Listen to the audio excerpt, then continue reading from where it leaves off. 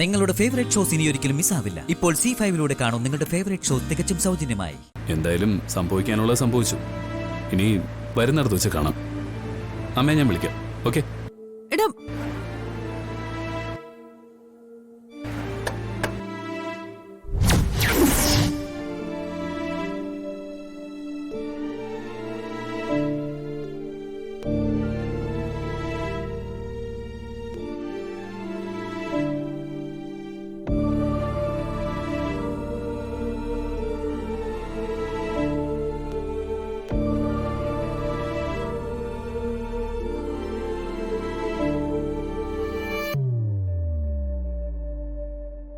വിശാലേ, ആ ഡോക്യുമെന്റ്സ് എവിടെ കളഞ്ഞുപോയെന്ന് അറിയാതെ പാർവതി എങ്ങനെ കണ്ടുപിടിച്ചോണ്ട് വരുന്ന നീ പറയുന്നേ?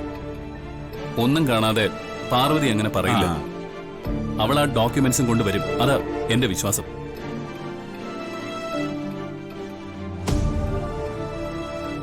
ഇന്നുവരെ പാർവതി എന്നെ സഹായിച്ചിട്ടേ ഉള്ളൂ. ഇപ്പോഴും പാർവതി എന്നെ രക്ഷിക്കും.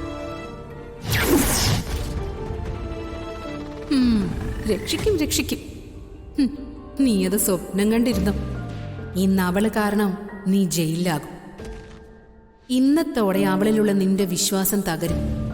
നീ ജയിലിൽ കിടന്നിട്ടില്ലല്ലോ, പോയി കിടക്ക്. അതിനുള്ളിൽ കിടക്കുന്ന ഓരോ നിമിഷവും അവളെ നീ വെറുക്കും.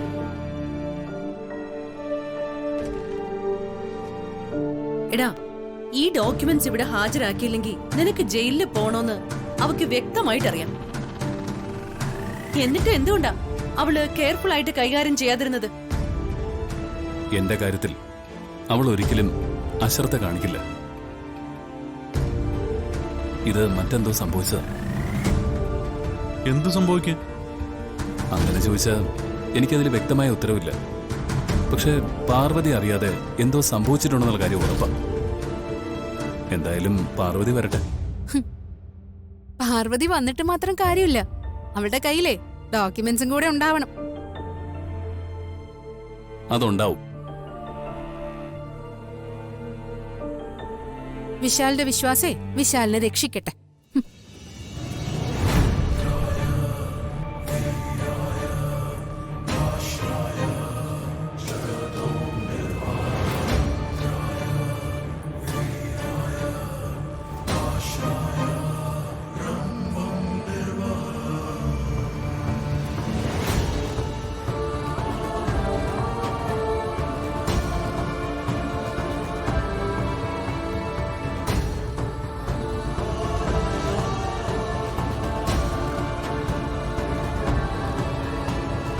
വിശാൽ,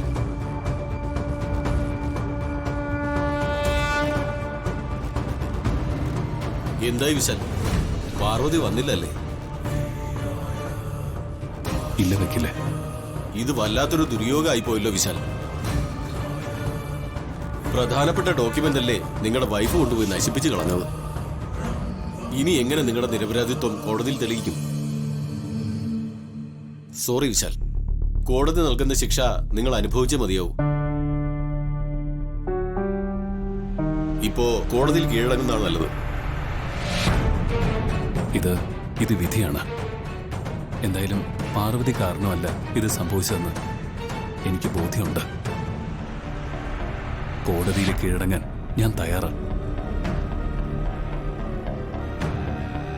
വരൂ വക്കീലെ, നമുക്ക് അകത്തേക്ക് പോവാം.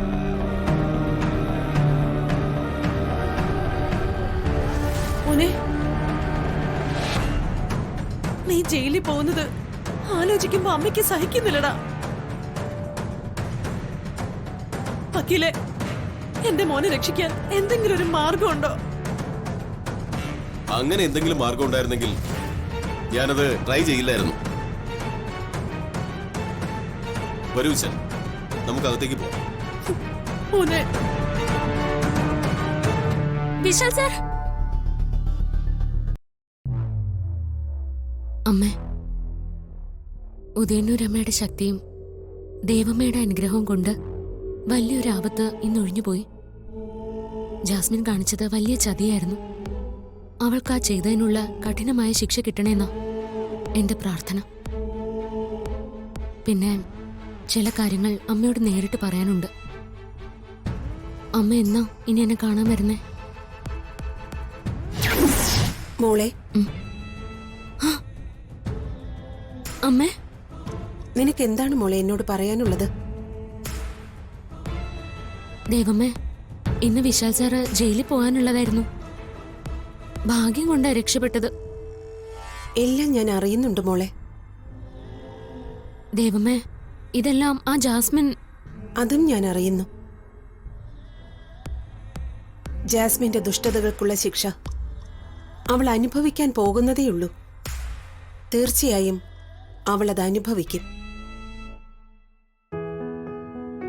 അവള് ചെയ്യുന്ന കാര്യങ്ങൾക്കുള്ള പ്രതിഫലം അവൾക്ക് കിട്ടുന്നത് കാണാതെ ഇനി അവളുടെ കാര്യത്തിൽ എനിക്ക് യാതൊരു സമാധാനവും ഉണ്ടാവില്ല ദേവമ്മേ. പലതും ഞാൻ ക്ഷമിച്ചും സഹിച്ചും കളഞ്ഞതാ. പക്ഷേ ഇനി എനിക്ക് അവളോട് ക്ഷമിക്കാനാവില്ല. നീ കാത്തിരിക്കും മോളെ.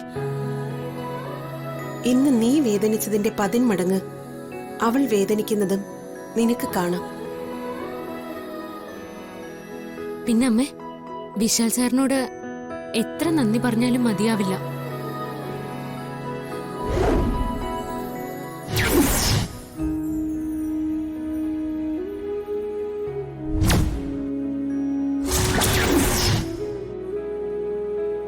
ആ ഡോക്യുമെന്റ് എന്റെ കയ്യിൽ നിന്ന് കളഞ്ഞു പോയിട്ടും വിശാൽ സാറിന് ജയിലിൽ പോകേണ്ട സാഹചര്യം ഉണ്ടായിട്ടും സാർ എന്നെ ഒന്ന് ശകാരിച്ചില്ല.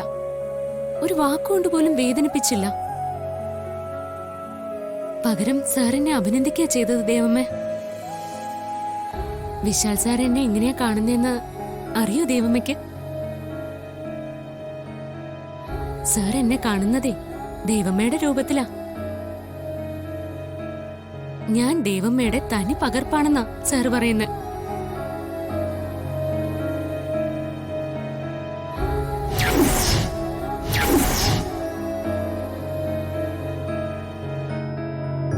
ഇവളിതാരോട് സംസാരിക്കുന്നേ?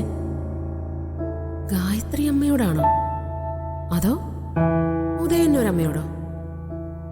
ഇവൾക്ക് ഗായത്രി അമ്മയെ ശരിക്കും കാണാൻ സാധിക്കുന്നുണ്ടോ? ദേവിയെ കാണാൻ സാധിക്കുന്നുണ്ടോ? അമാനുഷിക ശക്തികള് ഇവളെ സഹായിക്കുന്നുണ്ടോ?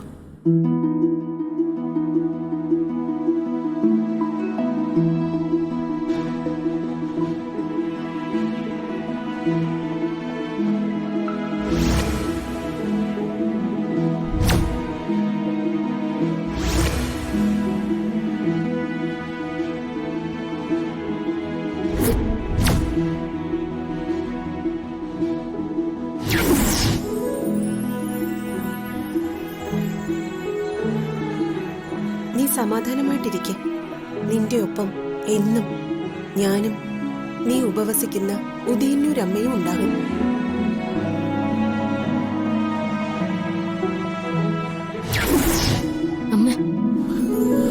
ഡൗൺലോഡ് ചെയ്യൂ C5 ആപ്പ്. കാണൂ എല്ലാ എപ്പിസോഡുകളും സൗജന്യമായി.